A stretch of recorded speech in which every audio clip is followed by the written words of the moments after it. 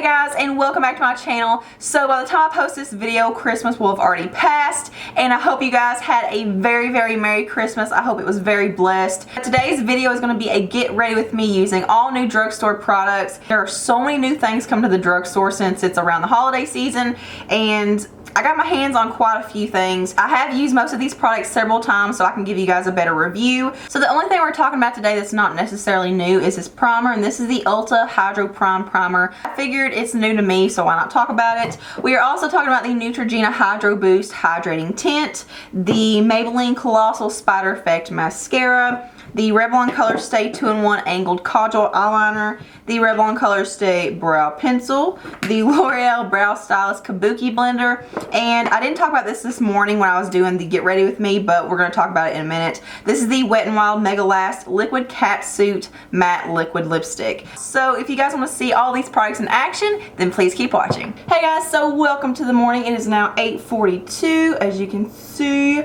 So I'm going to put on all my makeup for you guys. Well, the majority of it. I've already got my eyeshadow done because I ain't got no time to waste. I'm on my way to school this morning. But for eyeliner, I'm going to be using the Revlon Colorstay 2-in-1 Angled Kaujal Eyeliner. I am so in love with this eyeliner. This is the longest wearing eyeliner for the waterline that I've ever used. This literally stays on my waterline all day long from the time I put it on until the time I take it off. I do have sensitive eyes. My eyes get irritated and dried out very easily because I do wear contacts, so it's really tricky for me to find an eyeliner that works in the waterline that doesn't dry it out and that also stays on all day long. And my days are very long. My days are sometimes 12, 13, 14 hours long, and that's how long I've worn this before, and it has held up. The only little bit of fading I get is right on the very edge of the outer corner. This does have the angled tip. When you lay it down on the lash line, it just glides on and it wants to stay right at the lash line, but it's such a straight line. It doesn't look squiggly. It doesn't look like it's zigzagging around, and it'll pretty much do the work for you. I do appreciate them putting an eyeliner brush on the other end because a lot of people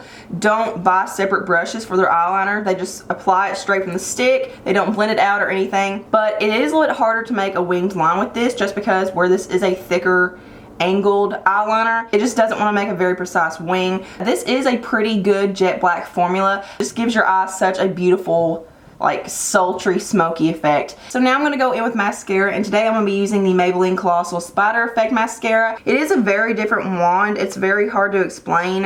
It kind of tapers off. There are bristles on 3 sides of the wand, but on the back there's nothing. The bristles start getting shorter as it goes up. So it does have a really bad tendency to clump, but I will say this is one of those mascaras that's very bold. So I actually feel like this looks better as the day wears on than it does when you first apply it. It stays looking super black all throughout the day. So there's what one layer looks like, and the first layer isn't super clumpy. Honestly, a normal person would be okay with this, but I'm kind of OCD when it comes to mascara. Like, I have to apply 2 layers, and this is a really good layering mascara. So yeah, I should probably stop here, but I'm a mascara whore, so I'm not. Okay, so I'm back with 2 layers now, and as you can see, this is a very volumizing formula. It does give length too, but I do find this is more of a volumizing and thickening formula. I do prefer to let the first layer dry before I go in with the second. I do find that it builds on itself better when it's dry, because when it's wet, it's almost like it doesn't want to do much more. It just wants to clump together more. But I actually really do like this mascara for the lower lashes. I feel like it really does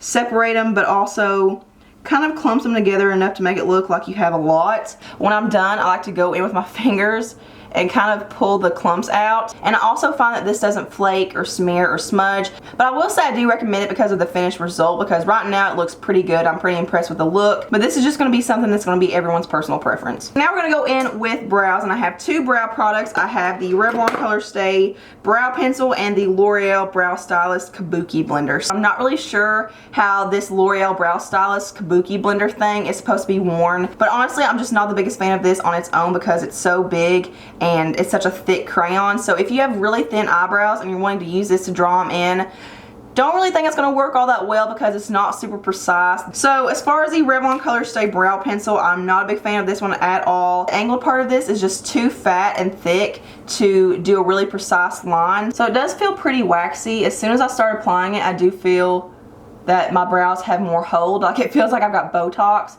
It's just really hard to get a real precise line, and it's almost starting to like whiten out my eyebrows. Like, you can see how waxy right there. Can you guys see that? And it also kind of looks a little patchy, like it's not really smooth or anything. It's not like gliding on super easily. I do have to work at it a lot, and I do have to use this spoolie a lot. But it's almost like when you comb over it, especially where I'm kind of trying to overdraw it a little bit, it's like when you blend it out the spoolie, it kind of just erases what you just did. But I'm gonna go ahead and do the L'Oreal Brow Stylist Kabuki on this side alone, just so you guys can see what it looks like. It does come with this like round pencil brush type thing to like blend through, I guess. This is the type of product that you sharpen. I wish it were retractable. Is it retractable? Oh no, it is retractable. Okay, so you twist up at the bottom down here where the brush is, and I do find that this is a lot smoother and a lot easier to apply than the Revlon one already. But it's really hard, once again, to get a really precise line. It doesn't look as waxy as the Revlon one does though, so that's definitely a plus. But again, once you comb through, and like if you get any on the outside of your eyebrow, like on the skin, it just pretty much blends it away. I will say it does fill in the inner part of the brow, like the inside of the brow, pretty well. Here's what this side looks like. You cannot outline your eyebrow with this at all. You can't go above it, you can't go on the skin or anything. You have to keep it on the hairs or it will flake and it will just look like a freaking mess. Can you guys see that right there? Look how messy that looks. It looks so powdery and flaky and messy. I will say the Revlon Brow Stylist does look more natural than this one does. This one definitely looks like a brow pomade. I'm gonna go in now with my normal brow powder and kind of touch up a little bit, make this look a little more normal, because these look completely different. So I try to fix it. It looks a little bit better, but I think we're gonna have to settle for a pretty bad brow day. All in all, these are a pass for me. Okay, so we're gonna go ahead and start working on my face, and I only have a couple of products to show you guys. So I have a new primer and a new foundation. So this is the ULTA Hydro Prime Primer. So here's what that looks like. This is silicone free, but it is a clear gel, so it does look like a silicone primer. But I've been using this for the past few days, and it does feel very nice on the skin. I do find that it does prime very nicely. It does give my skin a little bit of a glow, just a little bit. It does dry down though. I don't know, it's very comfortable on the skin. It's very easy to apply. I don't find that it like flakes up or cakes off if you apply too much. So for foundation, I picked up this new Neutrogena Hydro Boost Hydrating Tint with hyaluronic acid. But it does come with this wand applicator, kind of like the Clinique Beyond Perfecting Foundation and Concealer. So I'm kind of thinking maybe we should do a dupe doter better, but honestly I don't find that these are similar at all. So on one side I'm going to use a damp Real Technique sponge, on the other I'm going to use a brush. I do have some little red bumps, not really breakouts, but they're kind of recovering breakouts. There's a little stripe I started. Got a little something here, but they're all flat, so I don't really have a whole lot of like texture. It looks a little darker when I put it on, like it kind of oxidizes a little bit. So one thing I don't like about this wand applicator is that it does not pick up a lot of product at all. I have to dip in, dip out 50 times to get enough product on my face and to get enough coverage. I would say this is a very low medium coverage though. It does make your skin look really, really pretty and very hydrated. It does stay on all day long, but it just doesn't cover up the best. But if you don't have a lot to cover up and you have very good skin or you have dry skin, I think it's going to be very good. As you can see, the first layer is a very, very light coverage, borderline sheer coverage. But with the second layer, as you can see, you get a little bit better of a coverage. It doesn't look cakey, it doesn't look thick. It just kind of has like a natural glow, like you can see your skin underneath. But let's just try to spot conceal a little bit. I'm just going to go in to this little spot right here, and doing that does help. So we're almost getting a medium coverage. As you can see, this little red spot still isn't covering up. So I'm gonna go in now on the other side and do a brush. And this is the Morphe M439 brush. This is my favorite foundation brush. So again, smack 15 layers on. And I have a lot more to cover up on this side, so you guys are gonna get a better idea of the coverage and how it layers and stuff. It's a buildable product, but it's almost a hassle. Just with stippling using this brush, I do find this gives a lot better of a coverage. I would say this is more close to the medium coverage right off the bat. But yeah, definitely a bigger fan of using a brush. Hey guys, so I'm back for my final check-in of the night. It is now 6:55. I did apply this, what was it, like 9:30, 9:40 this morning. So here's what the products look like after a very long day. And this morning I forgot to mention this product. This is the Wet n Wild Mega Last Liquid Catsuit Matte Lipstick. So this is basically a liquid lipstick.